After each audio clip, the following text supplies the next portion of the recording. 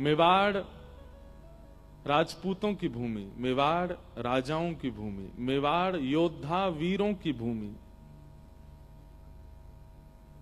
लेकिन वहां एक भक्त मीराबाई का चरण पड़ गया मेवाड़ में। ठाकुर जी अपने अति प्रिय गिरिराज को छोड़ करके वहां चले गए श्रीनाथ जी के रूप में। क्यों? क्योंकि मीराबाई वहां होके आई है। आप विचार कर सकते हैं प्रेम की स्थिति।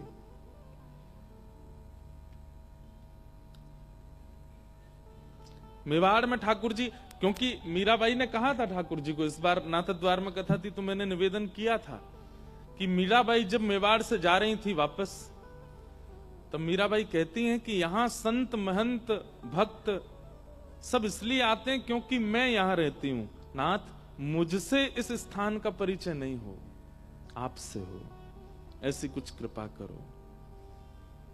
और तब अजब कुमारी को माध्यम बना करके ठाकुर जी मेवाड़ गए और विराजे। हमें भी यही लगता है कि हमारे लाल जी को पता नहीं कौन भाग गया है गांधी धाम में किसके लिए आते रहते हैं इतना यहां पे।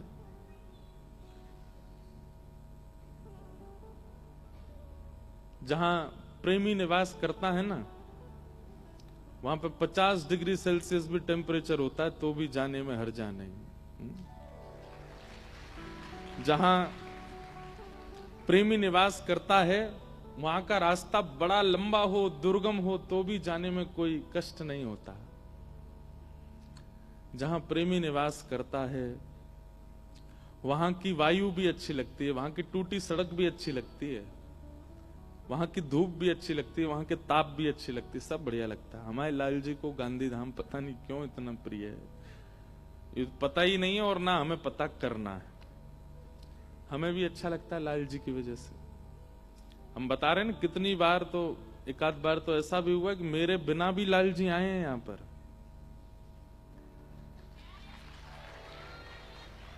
जय हो। तो ये लाल जी, अब आप में से कोई भी ये सोच मत लेना कि मेरे लिए आते हैं, ये अभिमान हो जाएगा। आप क्या जानो ठाकुर जी किसके लिए आते हैं। हो सकता है कि आप में से कोई भी ना हो, वर्षों पूर्व कोई भक्त रहा होगा इस भूमि पर, उसने प्रार्थना की होगी, हे द्वारिकाधीश आप रामदास बोढ़ाना के लिए डाकोर जी चले गए, मेरे लिए यहां आ जाओ। तो ठाकुर जी ने शायद उस समय उसका वचन पूरा नहीं कर पाए होंगे, इसलिए अब गिरधर लाल के रूप में आ रहे हैं बार बार इसी भूमि पर निवास। ऐसी भावना आती है मन में, किसके लिए आवे, क्यों? क्योंकि हम लोग तो बड़े चतुर हैं, हम तो अपने ऊपर ही मेरे लिए आ रहे हैं। मेरे में ही है वो प्रेम जो किसी में है ही नहीं यहाँ पे तो।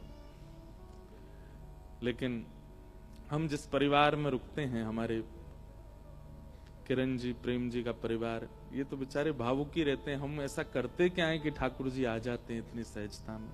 अब आप सोचो, इस वर्ष में ये दूसरा चक्कर है लाल जी का, और 2 महीना बाद फिर आ रहे हैं जून में। कितना आते हैं ठाकुर जी गांधी धाम। और ऐसा भी नहीं कि पास ही हो, वृंदावन से नेक में फुर रोड के आ जाओ, इतना समय लगता है, इतनी दूर है। लेकिन फिर भी ठाकुर जी को अच्छा लगता है यहाँ आना। जून में फिर आएंगे, आप सब लोग उपस्थित रहिएगा, फिर से कथा होगी, फिर से आनंद होगा। और गर्मी बहुत होती है ना, इसलिए हम थोड़ा विलंब से कथा का क्रम रखेंगे। 5-6 बजे से ही, अभी भी हम तो 5 ही बजे ही आते हैं आपको 4 बजे बुला लेते हैं। आपको पता है कई लोग तो 1 बजे से आके बैठ जाते हैं। कल प्यारो वृंदावन का यहाँ वीडियो चलना था, तो हम पहले दोपहर में आके देख गए सब ठीक ठाक है कि नहीं। दोपहर में ही कई लोग आ गए थे, 12-1 बजे आके पहले से ही बैठ जाते हैं। ये स्नेह, ये प्रेम आप सबका जो लाल जी के प्रति है, वृंदावन के प्रति है, निश्चित है कि आप देह से भले ही गांधी धाम हो, पर वृंदावन आपके चित्त में विराजमान है। तो प्रेम दुर्योधन की मेवा त्यागी, साक विदुर घर खाई, सबसे ऊंची प्रेम सगाई, सबसे ऊंची प्रेम सगाई।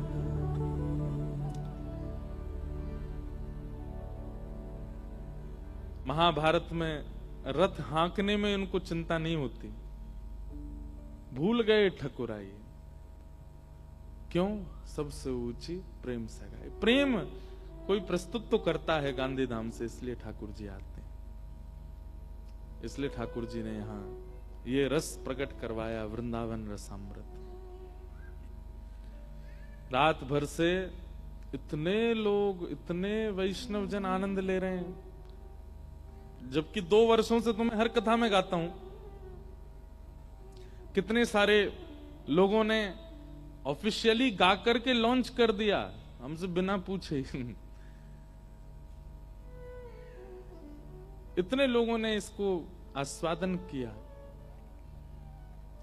लेकिन फिर भी कल प्रकट होने पर ऐसा लग रहा था कि अभी प्रकट हुआ है, अभी गाया गया है, अभी इसका भाव लिखा गया है। हमारे भगवत रसिक देव जी वृंदावन में, जिनका एक पद है सप्तनिधि का,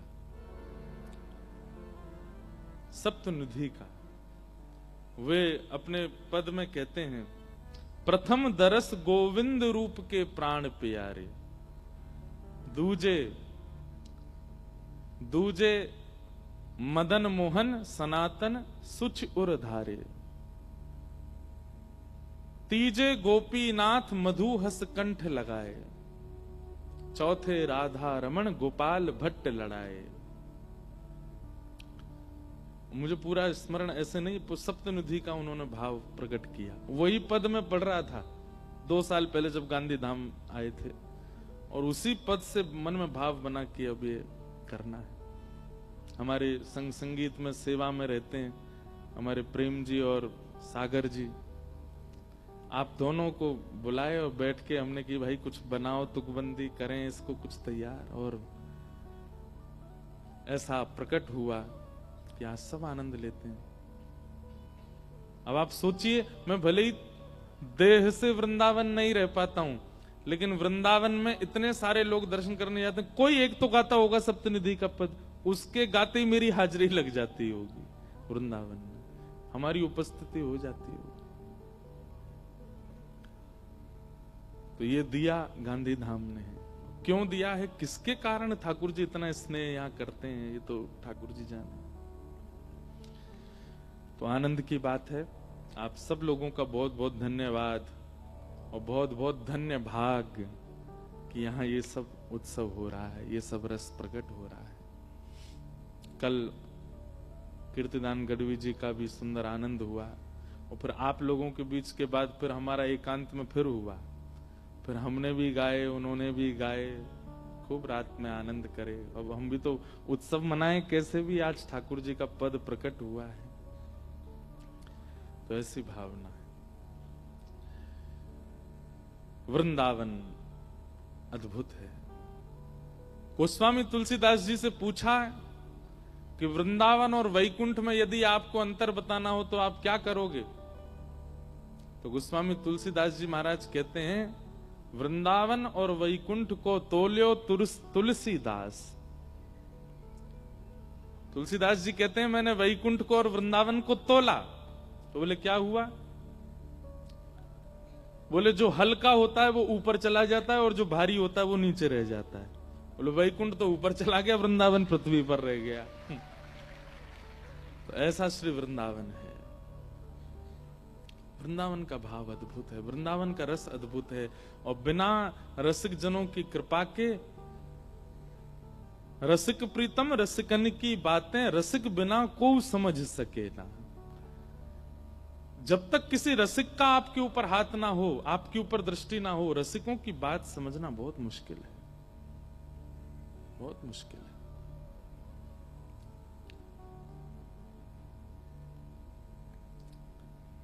ऐसे वृंदावन रस में हम लोग प्रवेश कर रहे हैं। मैं प्रयास कर रहा हूं कि अष्ट सखियों का भाव भी सबके मध्य में प्रस्तुत जल्दी ही कुछ भाव लिख करके सबके बीच में प्रस्तुत किया जाए, और जैसी ठाकुर जी कृपा करेंगे।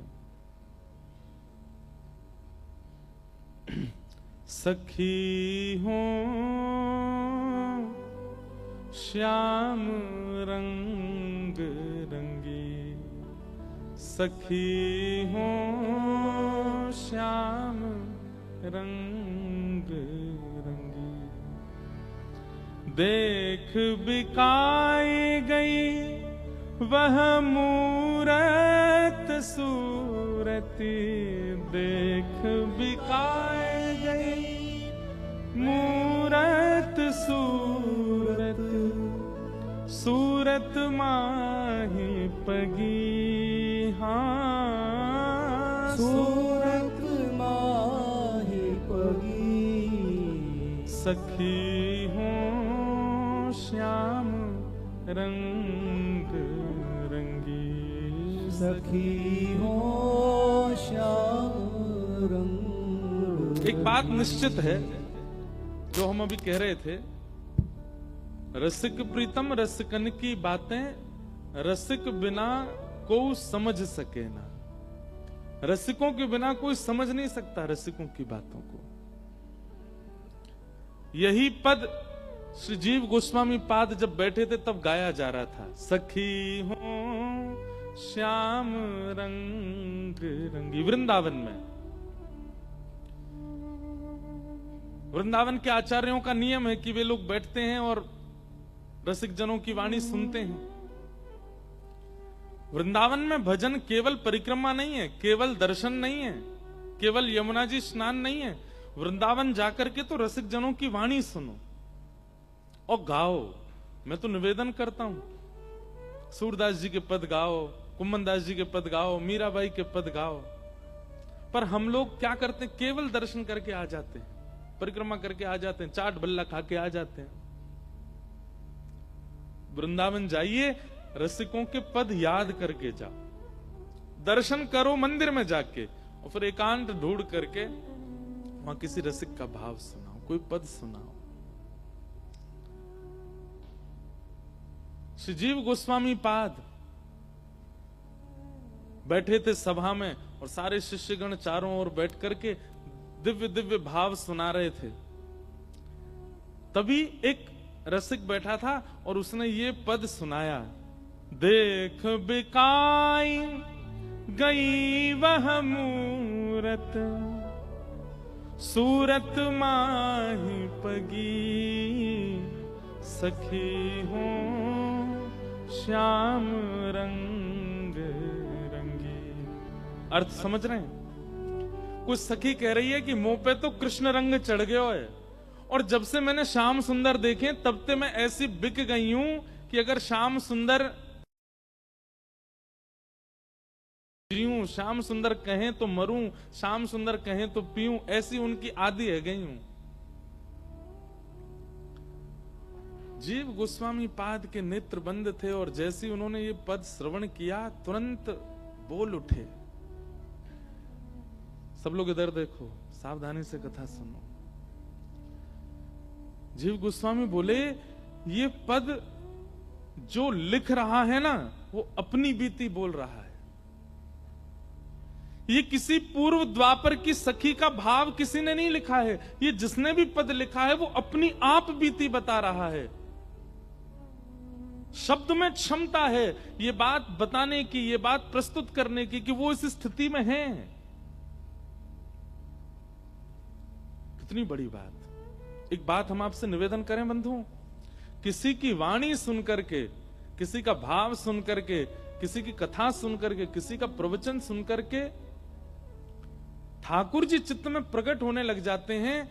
अपने मान, यश आदि आदि जो भी विकार हैं वो धीरे धीरे नष्ट होने की इच्छा प्रकट होने लगती है। और सबसे बड़ी बात, अपनी गलतियां अनुभव करके उनको सुधारने की इच्छा प्रकट होने लग जाती है। समझ जाना कि वो व्यक्ति या तो ठाकुर जी है या ठाकुर जी का कोई अंश है, क्योंकि किसी की वाणी इतना प्रभाव नहीं डाल सकती।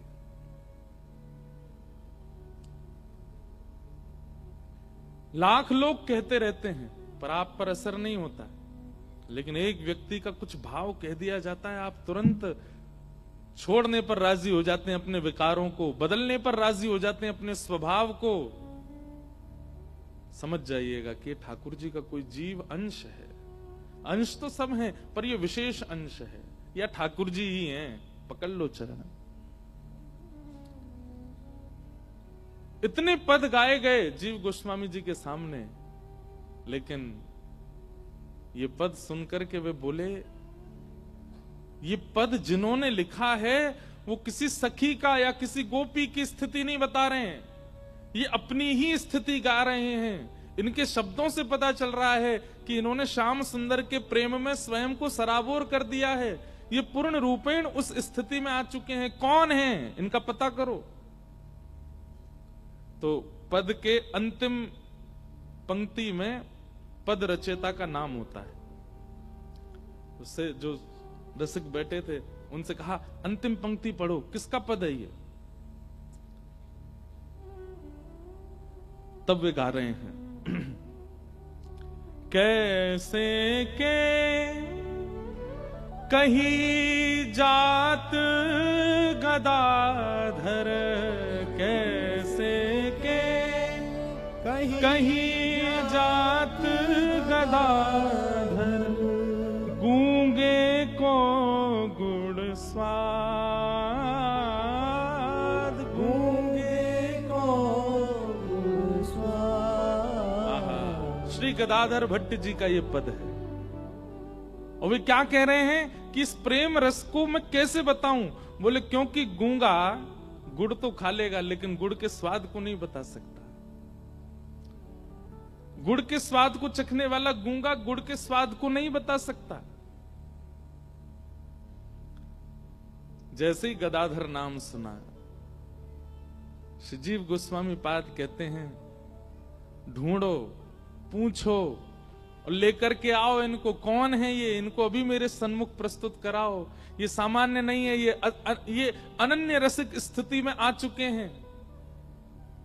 सब जो सेवक बैठे थे ना, वे सब सोच रहे थे, इतने अच्छे अच्छे पद सुनाए हमने सूरदास जी के, आदि आदि सबके भाव सुनकर के इनके नेत्र सजल होते हैं, परंतु पहली बार सुना किसी का पद सुनकर के, एक पंक्ति सुनकर के इतने व्याकुल हो गए कि उसको बुलाओ। ये होती है रसिकों की कृपा। अब ये वृंदावन कृपा करना चाहता है किसी पर, और वृंदावन जब कृपा करना चाहता है ना किसी पर, तो ठाकुर जी राधा रमण जी नहीं बुलाएंगे, राधा वल्लभ जी नहीं बुलाएंगे, बिहारी जी नहीं बुलाएंगे, वृंदावन का कोई रसिक ही आपको बुलाएगा। तब समझो वृंदावन कृपा कर रहा है।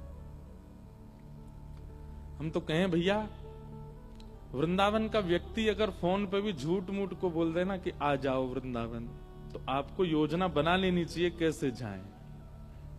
वृंदावन बुला रहा है, कोई रसिक बुला रहा है। जीव गोस्वामी पाद कहते हैं, इनको लेके आइए। ये गदाधर भट्ट सामान्य नहीं है।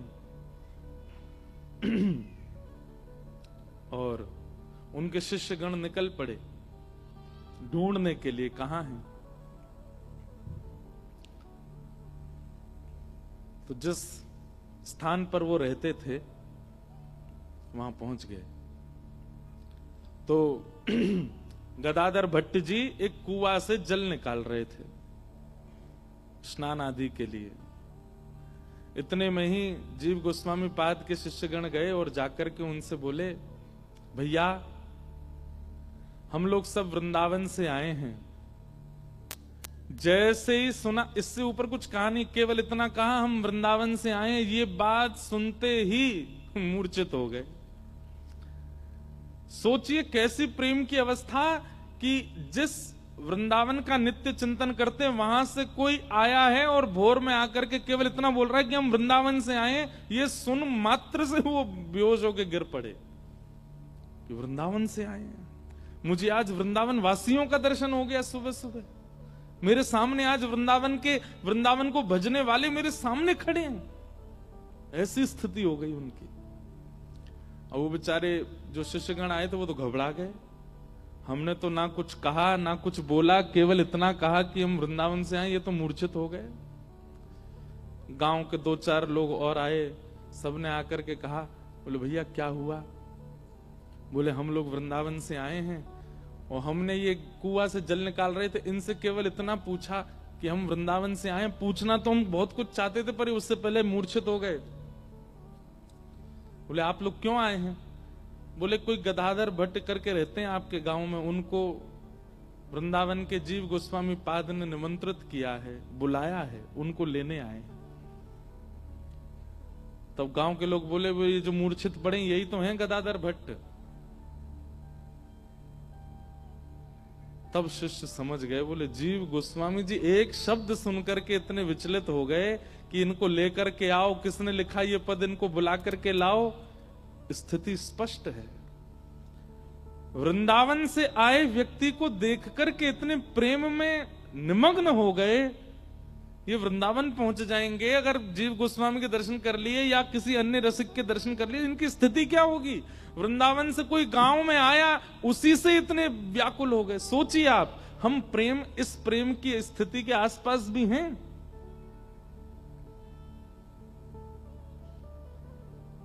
हम तो कथा भी बैठ करके सुनते हैं तो सामने व्यास जी बैठे हैं, इतना सुंदर मंच बना है, सब कुछ, फिर भी कौन आ रहा है उसी की तरफ जब सबसे पहले दृष्टि।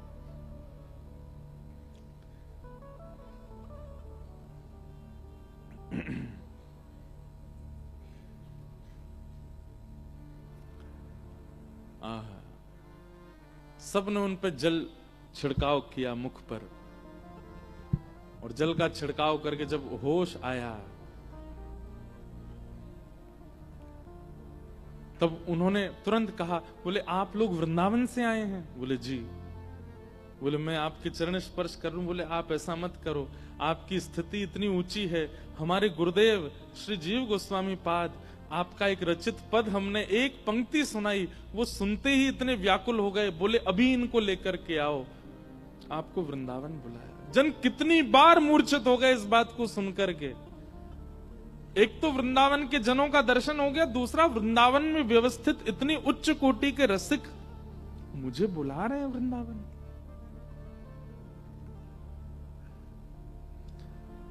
किसी ने भगवान से पूछा कि आपका परिचय तो सारे वेद पुराणों में लिखा है, लेकिन आप जिन भक्तों से प्रेम करते हो उनका परिचय कहीं नहीं लिखा। ठाकुर जी बोले उनका परिचय मैं देता हूं। और स्वयं श्री कृष्ण अपने भक्तों का परिचय दे रहे हैं कि वाग्गदगदा द्रवते यस्य चित्तम रुदत्य भिक्षणम हसति क्वचिच्च विलज्ज उद्गायत नृत्यते च मद्भक्ति युक्तो भुवनम पुनातु। इनमें से एक गुण भी अगर आपके अंदर हो तो मानिएगा कि हाँ हम कुछ हैं। भगवान कहते हैं मेरे भक्तों के लक्षण क्या? बोले वाग गदगदा द्रवते यस्य चित्तम, मेरा स्मरण होते ही, मेरी कथा सुनते ही जिसकी वाणी गदगद हो जाती हो, जिसका चित्त आनंद से परिपूर्ण हो जाता हो। गदगद हृदय कैसा होता है पता है? व्यक्ति जब बहुत गदगद होता है, बहुत आनंद में होता है, बोलना कुछ चाहता है, निकलता कुछ है, वो करना कुछ चाहता है, होता कुछ है। इसको कहते हैं गदगद हृदय। पर हम जो चाहते हैं वो हमसे हो जाता है, इसलिए हम गदगद नहीं है। गदगद हृदय कैसा होता है? चरण रखोगे कहीं, जाएगा कहीं, करेंगे कुछ, होगा कुछ, चाहते तुम्हें हंसना पर निकलेंगे आंसू। इसको कहते हैं गदगद हृदय। ये कब होते हैं हम? जब होते हैं जब हमारे घर के बालक घोड़ी पे बैठ गए, आहा दुल्हा बन गए, गदगद हो जाते हैं। गदगद हृदय में क्या होता है? भूख नहीं लगती, प्यास नहीं लगती, नींद नहीं आती, थकान नहीं होती, शरीर में एक विचित्र सी ऊर्जा आ जाती है। हमारे लिए वृंदावन के प्रति कभी नहीं होता। ये सब तो व्यवहार में हमारे संग खूब होता है। ठाकुर जी कहते हैं मेरी कथा सुनते ही उसका चित्त गदगद हो जाता हो, वाग गदगदा, वाणी गदगद हो जाती हो, चित्त गदगद हो जाता हो। और दूसरा क्या कहते हैं? द्रवते यस्य चित्तम, एक क्षण के लिए गदगद हुआ और दूसरे क्षण में ही अत्यंत विरह उसके चित्त में आ गया। क्यों? कि अभी ये तो मैं कथा सुन रहा हूं, ये तो विश्राम हो जाएगी 2-4 दिन में, फिर मैं कैसे रहूंगा। इस अवस्था का विचार करके वो व्याकुल हो जाए। वाग गदगदा द्रवते यस्य चित्तम, और फिर भगवान कहते हैं रुदत्त भिक्षणम, उसके नेत्र मेरी याद में सदा भीगे रहते हैं। लेकिन नेत्र तो भीगे रहते हैं, मुखमंडल मलिन नहीं होता, मुखमंडल दुखी नहीं होता, नेत्र भीगे और मुख पर मुस्कान। रुदत्त भिक्षणम हसती क्वचिच्च। कभी देखा ऐसा? हाँ देखा होगा। संसार व्यवहार में ये सब होता है हमारे साथ, ठाकुर जी के लिए नहीं होता। रुदत्त भिक्षणम हसती क्वचिच्च। और ठाकुर जी क्या कहते हैं? बोले विलज्ज उद्गायत नृत्यते च। जैसे ही मेरा कीर्तन सुन लेता है, जैसे ही मेरा कोई भाव संकीर्तन सुन लेता है, तो विलज्ज होके निर्लज्ज होके दोनों भुजाएं उठा करके संकीर्तन करने लग जाता है।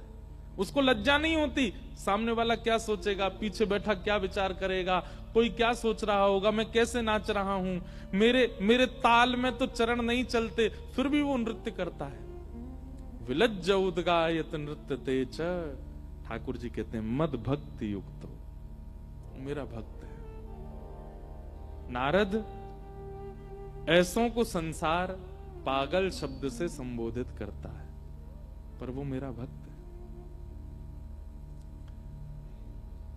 गदाधर भट्ट जी की स्थिति ये हो गई कि मुझे वृंदावन वासी का दर्शन हो गया तो मूर्छित हो गए, और जब दूसरी बात सुनी कि वृंदावन में व्यवस्थित एक रसिक मुझे बुला रहे हैं,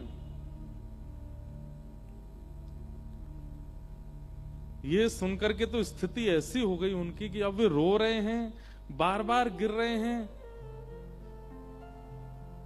जिन शिष्यों के मन में संशय आया था ना कि हमारे गुरुदेव भगवान ने इतने व्याकुल हृदय से इनको बुलाया, ऐसे कौन है ये, और जब उनकी स्थिति देखी तो समझ गए, बोले कि ये सामान्य नहीं है। लेकर के गए, और जैसे ही वृंदावन पहुंचे, मीराबाई के चरित्र में भी ऐसा ही वर्णन आता है। देखो ये भी अब गांधी धाम का सौभाग्य, पहली बार मैंने मीरा चरित्र भी यहीं कहा था, गांधी धाम में। पता ही नहीं क्यों है ये सब गांधी धाम के, गांधी धाम वाले खुद नहीं समझ पा रहे क्यों हो रहा है। मीराबाई वर्षों तक वृंदावन नहीं गई,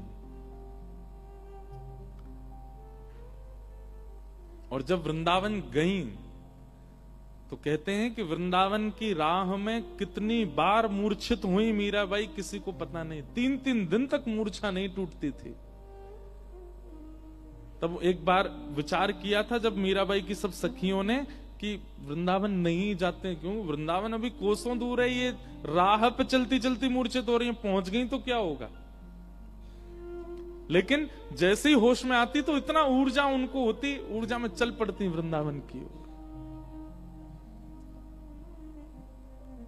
एक बहुत सुंदर पद है वृंदावन भाव का, शरण श्री वृंदावन की जय, शरण श्री वृंदावन। गाइए सब लोग, वृंदावन अगली बार जाइएगा, ताली मत बजाओ, ऐसे गाओ बस।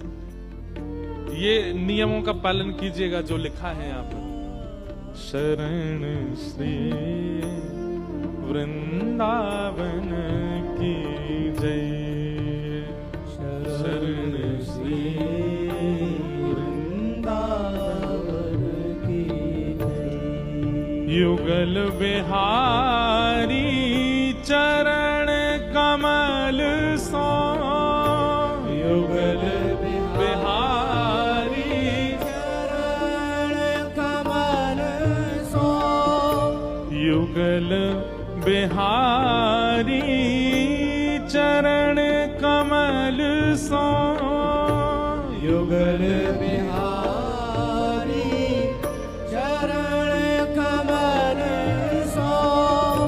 निस दिन नेह, निस दिन नेह लगी, शरण श्री वृंदावन की जय।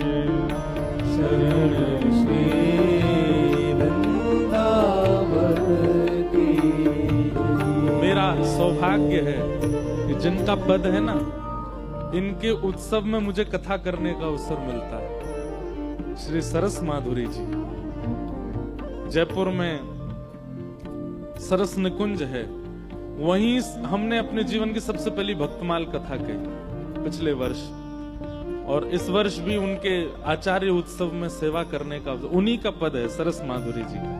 बहुत सुंदर भाव। क्या कहते हैं, युगल बिहारी चरण कमल सो निस्दिन नेह लगाइए। ठाकुर जी के देखिए, प्रेम किसको कहते हैं? आज जितना है कल उससे अधिक होना चाहिए, और परसों कल से अधिक होना चाहिए, और तरसों परसों से अधिक होना चाहिए, उसको प्रेम कहते हैं। कई लोग संसार के कहते हैं हमें वो बहुत अच्छा लगता है, रहो कुछ दिन उसके साथ, रहते रहते रहते क्या होगा, घट जाएगा प्रेम। वो प्रेम नहीं है। प्रेम उसे कहते हैं कि जब जब पलक झपकी गई तब तब नूतन लगने लगे, तब तब और बढ़ने लगे, उसको प्रेम कहते हैं। इस सभागृह में बैठा मुझसे लेके पीछे तक व्यक्ति कोई भी ऐसा नहीं है जो जितनी बार ठाकुर जी को देखता हो उतना प्रेम बढ़ता हो, नहीं हो सकता। हम में प्रेम है ही नहीं है। हम तो केवल प्रेम की दोहरी के आसपास भटक रहे हैं। हवा चलती है तो प्रेम की सुगंधी थोड़ी स्पर्श कर लेती है, प्रेम है नहीं हमारे चित्त में।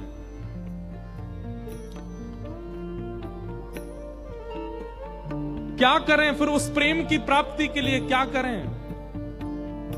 सेवा कुंज समीप बैठ के, सेवा कुंज समीप बैठ के दंपति ध्यान लगाइए, दंपति ध्यान लगाइए। हमारे वृंदावन के सेवा कुंज में जाइए और वहां एकांत में बैठ करके दोनों युगल सरकार का ध्यान कीजिए। श्री ठाकुर जी कैसे हैं, किशोरी जी कैसी हैं, कथाएं सुनकर के जाइए, रसिकों की वाणी सुनकर के जाओ और सेवा कुंज वृंदावन में बैठ करके ध्यान लगाओ। उससे क्या होगा? होए भावना सिद्ध सहज ही, होए भावना सिद्ध सहज ही, होए भावना सिद्ध सहज ही, होए भावना सिद्ध सहज ही। निरख नयन हुल सैये, निरख नयन हुल सही है। शरण श्री वृंदावन की जय, शरण श्री वृंदावन की जय। शरण श्री वृंदावन की जय, श्री वृंदावन की जय। और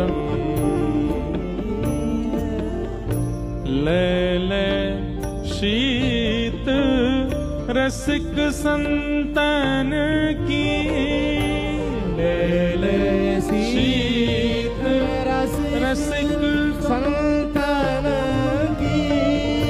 शीत प्रसादी किसको कहते हैं? वृंदावन के रसिक जन जब प्रसाद पावे और प्रसाद पाने के बाद जो उनके पत्तल में थोड़ा तिनका बच जाए उसको शीत प्रसादी कहते हैं। लेकिन हमारे ब्रज के रसिक जन क्या करते हैं? प्रसाद पाने के बाद फिर अपनी थाली में पत्तल में जल डाल देते हैं और पूरी मांझ के उसको पी लेते हैं, एक बिंदु छोड़ते नहीं, क्योंकि वे जानते हैं भजनानंदी व्यक्ति जब स्थान पर बैठ भी जाता है ना तो वहां भी उसके भजन का कुछ अंश रह जाता है। वो तो प्रसाद पाया गया है, उसमें अंश नहीं होगा। लेकिन रसिक जनों के द्वारा जो प्रसाद शीत होता है उसके प्रति अन्न बुद्धि नहीं होनी चाहिए, तो ही आप ग्रहण कीजिएगा। ये चावल थोड़े से बच गए महाराज जी की थाली के, हमें दो, नहीं, चावल नहीं, दाल नहीं, सब्जी नहीं, वो उसके प्रति, ये बहुत ऊंची बात कह रहे हैं, बहुत ध्यान से सुनिएगा, उसके प्रति वस्तु बुद्धि नहीं होनी चाहिए, अन्न बुद्धि नहीं होनी चाहिए, वो प्रसाद बुद्धि, ठाकुर जी के प्रसाद की और संतों के प्रसाद के प्रति प्रसाद बुद्धि ही होनी चाहिए। इसीलिए संत जन यथावथा कहीं ऐसे कि खाते भी नहीं है, सब जगह नहीं पाते। मिल जाए तो अपने भाग्य मानिएगा, मिल जाए तो अपना सौभाग्य मानिएगा। और हाँ, पीछे भी मत पड़ना कि हमें दे दो, ने झूठो करके दे दो। इंद्रेश जी आए थे, गांधी धाम बता के गए थे, महाराज जी कुछ झूठा छोड़ दो, सहज में मिल जाए। हाँ, प्रतीक्षा करो कि वे प्रसाद पा रहे हैं, जब उठेंगे तो कुछ मिल जाएगा, तो मेरे ऊपर सौभाग्य हो। शीत रसिकन की पानी है, उससे क्या होगा? बाधा भूख बधई, बाधा भूख बधई। आपको पता है हम कौन हैं? वृंदावन में हमारा जन्म हुआ, क्या पुण्य किया था ऐसा? वृंदावन में सबसे ज्यादा शीत प्रसादी किसको मिलती है पता है? बंदरों को। वृंदावन के जितने बंदर हैं, जहां भी भंडारा होता है, सबसे ज्यादा संत मिलेंगे या बंदर मिलेंगे, क्योंकि संत अपने प्रसाद पाके पत्तल छोड़ दे, उन पत्तलों में ही बैठे रहेंगे, बंदर वहां खाते रहते हैं। वे शीत प्रसादी पावे वाले बंदर ही अगले जन्म में वृंदावन के कोई ब्रजवासी बन के आते हैं। दूसरे जो कौआ और जो कबूतर या जो छोटी मोटी चेंटी वेटी, ये सब, ये जो शीत प्रसादी पा लेते हैं उन संतों की, वही आते हैं फिर वृंदावन में पुनः। हमें तो हमारे नाना जी कहते थे, लाला तू पूर्व जन्म को चेंटा, तो चेंटा जानते हैं? चेंटा, चेंटा जानते हैं? तो भाई कच्छ में ही रहते हो, कोई अमेरिका तो है नहीं, चेंटा तो जानते ही होंगे। चेंटी चेंटा, हमारे नाना जी मेरे को बोल के गए, बोल लाला तू तो पूर्व जन्म को चेंटा हो। मैं नाना जी, मैंने कहा कि हो जो मैं चेंटा?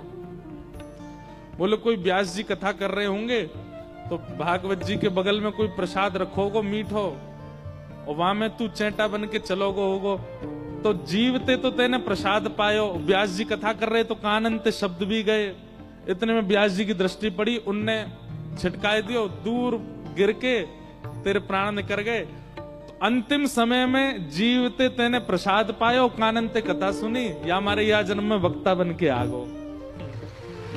और बोले तेने संगीत सीखो ना है, और फिर भी देख तेरी वाणी में नेक नेक मीठोपन आएगा। कैसे आएगा? वही वो मीठो पावे त्यागो। ऐसे नाना जी हमारे बोलते हैं। ले ले सीत रसिक संतन की, ले ले सीत रसिक संतन की, बाधा भूख भगई, बाधा भूख भगई है। शरण श्री वृंदावन की जय, शरण श्री वृंदावन की जय, शरण श्री वृंदावन की जय, शरण श्री वृंदावन की। राधे श्याम नाम रट रस ना, राधे श्याम नाम रट रस ना, राधे श्याम नाम रट रस ना, राधे श्याम नाम रट रस ना, आंसू द्रगन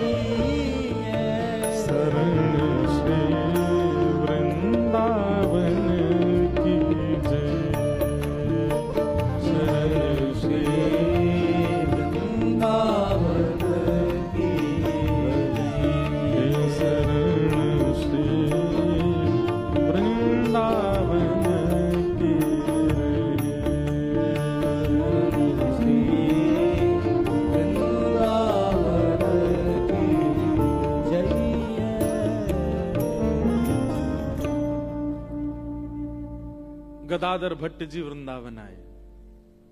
तो स्थिति तो सबके सामने स्पष्ट है कि जो ब्रजवासी को देख करके मूर्छित हो गए, वृंदावन आके उनकी हालत क्या हुई होगी। लेकिन जिन्होंने बुलाया है उनके दर्शन के लिए अपने आप को संभाल रहे हैं और गए और श्री जीव गोस्वामी जी का दर्शन किया, चरणों में पड़ गए।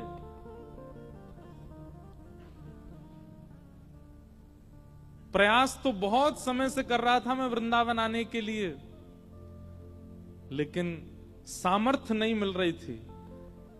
आपने ब्रज में बैठ करके मुझे याद किया तो ठाकुर जी ने प्रयास किया कि मैं वृंदावन आऊं। बंधु, ये असली वृंदावन जाना होता है कि कोई ब्रज में बैठ के वहां ब्रज में रहने वाला, ब्रज में भजने वाला, ब्रज में जन्म लेने वाला, वो याद करके आपको बुला ले वृंदावन। हम आपसे स्पष्ट कह रहे हैं, हमसे भी जो संपर्क में है वो लोग भी, या किसी से भी ब्रजवासी से संपर्क में, ब्रजवासी अगर कह देना वृंदावन आ जाओ, तो उसकी वाणी में यही सोचना कि श्री किशोरी जी बुला रही हैं, चाहे 100 काम छोड़ के जाने पड़े, भागो वृंदावन पहुंचो। उसने बुलाया।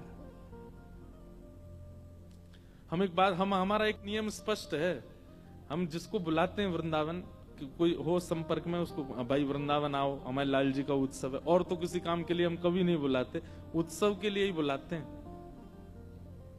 सामने वाला व्यक्ति एक बार भी अगर आनाकानी करता, हाँ देखते हैं, सो वो नंबर ब्लॉक हो जाता, फिर दोबारा नहीं बोलते उसको। एक बार में नहीं आया तो भैया बार बार नहीं बोलना। इसलिए ब्रजवासी कभी बुलावे तो उस पर विचार मत कीजिए। आपको करोड़ों का काम हो रहा हो, दौड़ पड़ो, होके आओ। भले ही गए और मिले, तुरंत आगे दर्शन भी नहीं किए, तो भी वृंदावन प्रवेश करके तो आओ।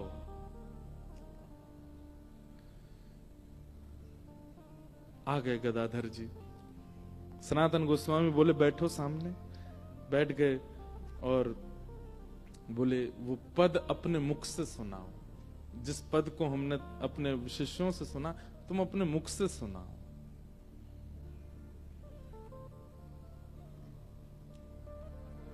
और तब श्री गदाधर जी ने सामने वो पद गाया, सखी हूं श्याम रंग रंगी,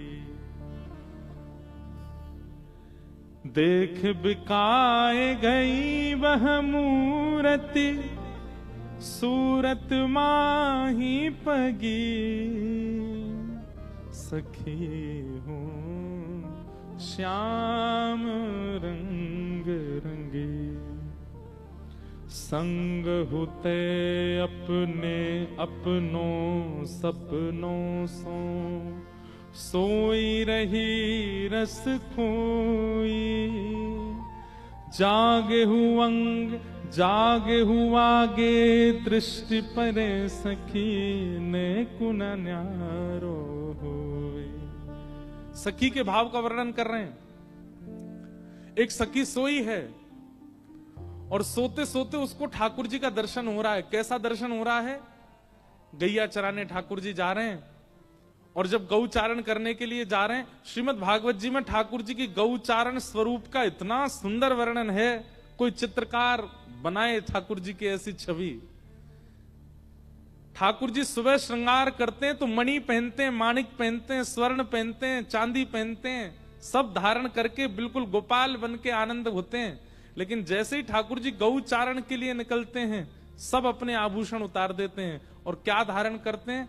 बोले जिन जिन रस्सियों से गैया के खुर बांधे जाते हैं दूध काटते समय, उनको ब्रजभाषा में लोमना कहते हैं। कई गैया ऐसी होती हैं कि दूध निकालते समय वो पैर चला देती है तो बाल्टी दूध की गिर जाती है, तो कई माताएं, कई भाई लोग ग्वारिया गैया के पीछे वाले पांव बांध देते हैं कि कहीं दूध निकालते समय ये पांव नहीं मार दे तो कहीं गिर नहीं जाए। तो वो पाम बांधे वाली रस्सी को लोमना कहें।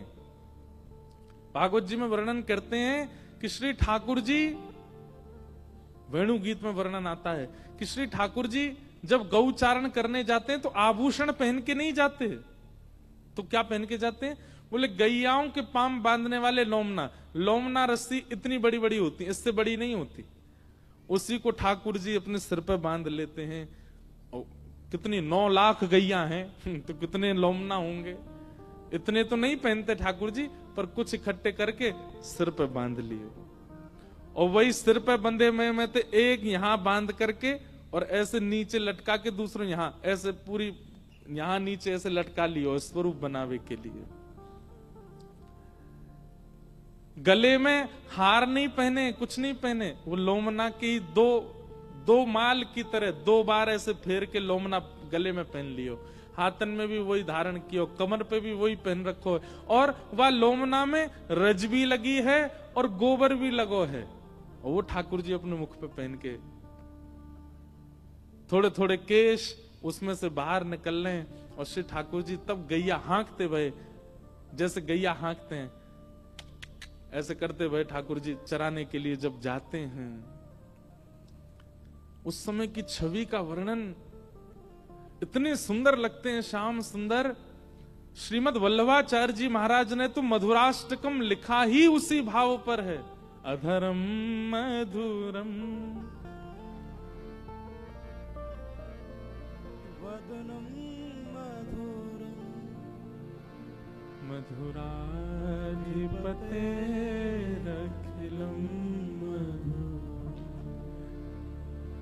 हसितम मधुरम चलितम मधुरम वमितम मधुरम समितम मधुरम मधुराधिपते अखिलम मधुराधिपते अखिलम। ऐसे लगते हैं श्याम सुंदर। गदाधर जी पद गा रहे हैं और कह रहे हैं कि उस सखी ने सोते सोते ठाकुर जी का एक स्वरूप देखा कि आगे गाय, पाछे गाय, इत गाय, उत गाय, लोमना सिर पे बांधे और गले में पहने और वही को फेंटा बांधे। और फिर ठाकुर जी पता क्या करते हैं, जब वन जाते हैं ना तो फिर वन में गैया तो चरती रहती हैं, तो ठाकुर जी क्या करते हैं, अब वो लोमना जो पहने उन लोमनाओं को सजाते हैं ठाकुर जी। जैसे एक लोमना ऐसे बांध के 2 बार घुमा दिया तो 2 पट्टी आ गई। अब कहीं से गुलाबी पुष्प लेंगे उसमें खोस लेंगे, कहीं से पीले पुष्प लेंगे उनको लगा लेंगे। ठाकुर जी अपना खुद श्रृंगार करते हैं वन में जाकर मन लगाने के लिए। क्या करें, 2-3 घंटा गैया तो चरती रहेंगी, ठाकुर जी क्या करें, तो कहीं से घास ले लेंगे उसको ऐसे सजा लेंगे, कहीं पे पुष्प लगा लेंगे, विविध विविध प्रकार के रंगीन पुष्पों से एक सुंदर मुकुट जैसा बना लेते हैं।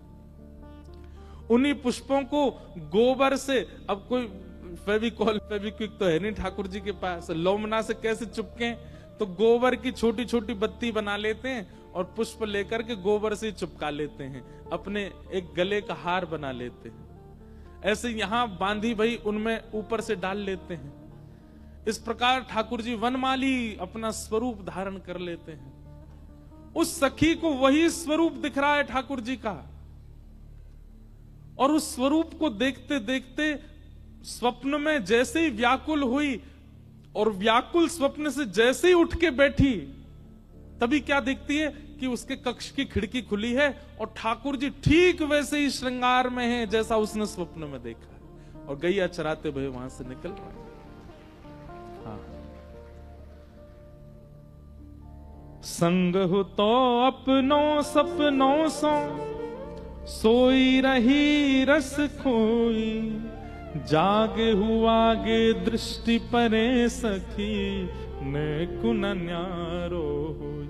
ऐसा कह रही है कि एक चीज तो अलग होती सपने से, जैसा सपने में देखा वैसे ही थे बिल्कुल सामने। इसीलिए मैं कहता हूं कि ठाकुर जी का स्वप्न दर्शन मानिएगा कि वो प्रत्यक्ष दर्शन। स्वप्न में ठाकुर जी दिखते नहीं। एक बहन मेरे को शायद कल ही उन्होंने पत्र दिया था, वो अगर बैठी हो यहाँ पे, उनको स्वप्न में ठाकुर जी का दर्शन हुआ। उन्होंने लिखा कि मुझे साक्षात प्रिया प्रियतम के दर्शन हुए। मैंने पुनः दर्शन की जब इच्छा प्रकट की तो बहुत वर्षों तक ठाकुर जी दिखे नहीं।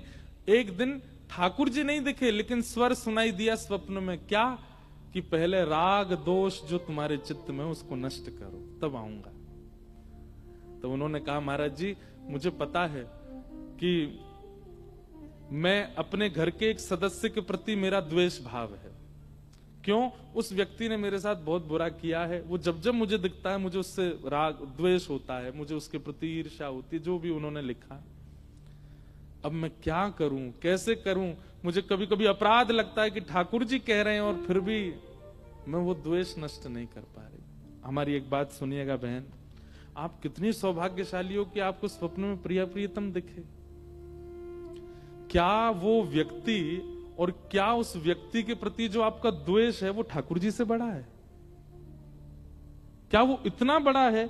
या उसने जो संकट या जो कष्ट आपको दिया, क्या वो मीराबाई के कष्ट से भी बड़ा है?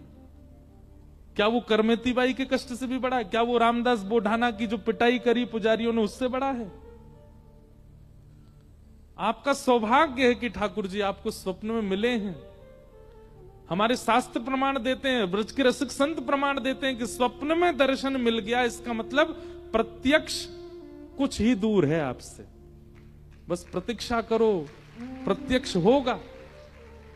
और चलिए मान लीजिए कि स्वप्न में दर्शन देके ठाकुर जी अंतर ध्यान हो गए, वर्षों तक नहीं मिले, आपने बार बार प्रार्थना की, ठाकुर जी नहीं आते, बोलते ही नहीं, लेकिन ठाकुर जी चाहते हैं आपसे मिलना, इसीलिए तो बोल रहे हैं कि राग द्वेष खत्म करो, और फिर भी आप उस द्वेष को नहीं नष्ट कर पा रहे। इसका मतलब वो व्यक्ति बड़ा है आपके लिए ठाकुर जी से, वो द्वेष इतना, ईगो इतना ज्यादा बड़ा है, या आपके साथ जो भी कुछ हुआ वो इतना बड़ा हो सकता है। आपका निजी भाव है, वो कितना कुछ उसने किया वो तो भगवान जाने, पर हमारे लिए तो ठाकुर जी से बड़ा तो कुछ नहीं है। अरे भैया, ठाकुर जी को कहना ही क्यों पड़ रहा है स्वप्न में कि राग द्वेष खत्म करो? वो कह दिया है तो इस पर उसी समय अमल कीजिए, नहीं किया अब कीजिए।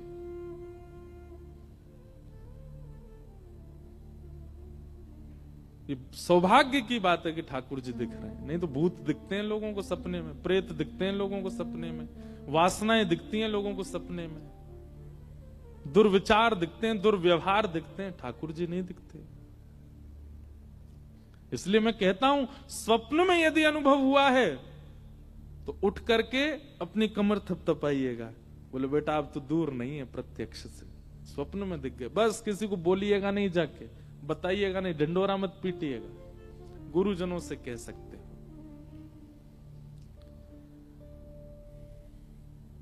तो वो सखी कह रही है, जागे हूं आगे दृष्टि परे सखी नेक न न्यारो हुई। कुछ तो अलग होते, वैसे ही हैं जैसे मुझे स्वप्न में दिखे। सखी हूं श्याम रंग रंगी, गदाधर भट्टी जी गा रहे हैं और श्री सामने बैठे हुए जीव गोस्वामी पाद इतने आनंद में भर रहे हैं। आपके लिए सामान्य शब्द होंगे, एक पद जैसा होगा, पर जीव गोस्वामी को ये लग रहा है कि ये जो सामने बैठा है ये सामान्य नहीं है, ये वही सखी है जिसके बारे में ये गा रहा है। और फिर क्या कह रहे हैं? एक जू मेरी अखियन में निश घोष रयो कर भो, गाय चरावन जात सुनो सखी, गाय चरावत जात सुनो सखी, सौंधे कन्हैया कौन। आहा, कितनी ऊंची बात, ध्यान से सुनो। वो सखी कह रही है, जैसी जगी है, इधर देखो सब लोग, इधर देखो, जैसे ही जगी तो जग करके देखती है कि जो स्वप्न में देखे वही सामने है। तभी वो एक सखी को बोलती है जो उसके पास ही सोई थी, अरे देख सामने कृष्ण खड़े हैं, देख सामने कृष्ण खड़े हैं। तब वो सखी उठ करके बैठती है और बोलती है, कोई कृष्ण नहीं, कन्हैया तो गैया चरावे गए है। तो वो सखी कह रही, अरे गैया चराने नहीं गए, गए तो थे लेकिन यहीं रुक गए, देखो सामने खड़े खिड़की पे। दूसरी सखी कहे, अरे मैंने जाते भय अपनी आंखन ते देखो, वो भी गैया चरावे गयो है। तभी वो सखी उठती है और उठ करके बाहर एक सखा को पकड़ती है ठाकुर जी को और बोलती है, अरे यूं बता कन्हैया कहाँ है? और कन्हैया तो गैया चरावे गयो है। देख वंशी की धुन सुनाई दे रही है, अभी टेर बज रही है, मतलब लाला गैया चरा रहा है। तो वो सखी कह रही है कि ठाकुर जी सच में गैया चराने गए, तो फिर ये खिड़की पे खड़े हैं, जे कौन है? आहा, एक जो मेरे अखियन निशी घोष रहो कर मौन, ये मौन मेरी आंखन के सामने खड़ो है और फिर मैं सुन कह रही हूं, गाय चरावन जात सुनो सकी सौंधे कन्हैया कौन? असली कन्हैया है कौन सो? अलग स्थिति का वर्णन है। कासो कहो कौन पतियावे, कासो कहो कौन पतियावे, कौन करे बकवाद, कौन करे बकवाद। सब जगह जाके पूछती है, अपनी बात पर प्रमाण ले रही है कि कन्हैया कहाँ है। सब कह रहे हैं कि वो तो गैया चरावे गए हो, और वो सबको लग कहती मेरी खिड़की पे खड़ो है। सब उसको पागल कहते हैं, हंस जाते हैं वहां से, अरे तू ऐसी है, 24 घंटा वही को चिंतन करे या हमारे तो वही सब जगह दिखाई देवे। लेकिन वो जाकर के जब स्पर्श करती है तो उसको स्पर्श भी होते हैं, ठाकुर जी हंस भी जाते हैं। वो गाल पकड़ती है, ठाकुर जी का स्पर्श हो जाता है, और सब कह रहे हैं कि ठाकुर जी तो है नहीं, वो तो गैया चरावे गए। कैसे के कही जात गदाधर, कैसे के कही जात गदाधर, गूंगे को गुड़ स्वाद, गूंगे को गुड़ स्वाद। यही होता है, कृष्ण मिल जाएंगे तो ऐसे हो जाओगे, गुड़ तो खा रहे हो पर गूंगे हो जाओगे, बता नहीं पाओगे किसी को। बताने जाओगे या कहेंगे पागल है वो, बावड़ो है वो भैया। और पूरे ब्रज ने उस सखी को बावड़ा घोषित कर दिया, पागल घोषित कर दिया, ये तो बावड़ी है। सब सखियां नंद भवन जाती हैं कृष्ण का दर्शन करने, और उससे कहती हैं तू भी चल। वो कहती मैं क्या जाऊंगी, तो खिड़की पे बैठो है, तू तो बावड़ी है। अरे नंद नंदन वहां डोल रहे हैं नंद भवन में, अरे तुम्हारे काज डोलने, मेरे काज तो ये बैठे। कोई सखी कहती है अरे चल यमुना तट पर रास बिहार है रो है, हम भी चलें।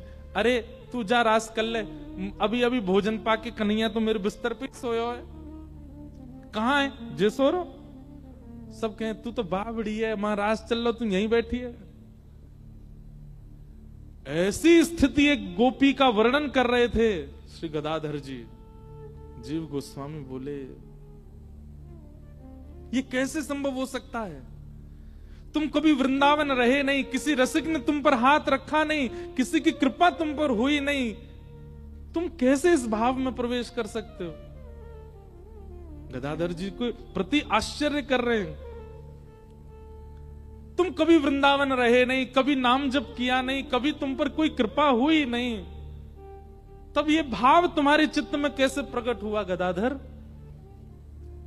तो गदाधर जी थोड़े मुस्कुराए और अंतिम वो पद की अंतिम पंक्ति फिर गाने लगे।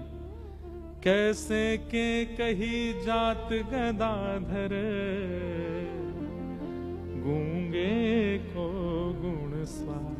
मैं कैसे बताऊं ये कृपा मुझ पर कहां से कैसे कौन करता है, मुझे नहीं पता।